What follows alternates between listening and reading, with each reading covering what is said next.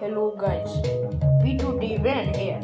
Today I will teach you how to make a butterfly knife. First you get the rubber. You break the rubber. Then you get the ruler.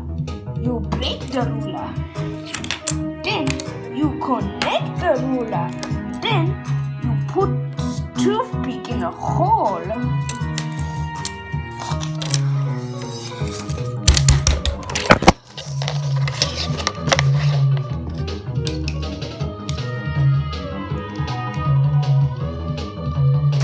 Hello guys, I hope you like that cut. Anyway, next you stab the toothpick into one of the rulers.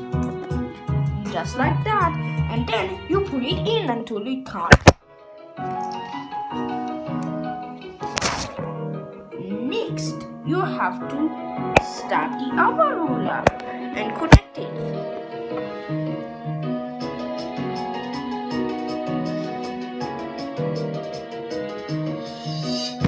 And then boom, you get a butterfly knife. I hope you guys enjoyed this tutorial. Make sure to not like and subscribe and die. Okay, bye bye.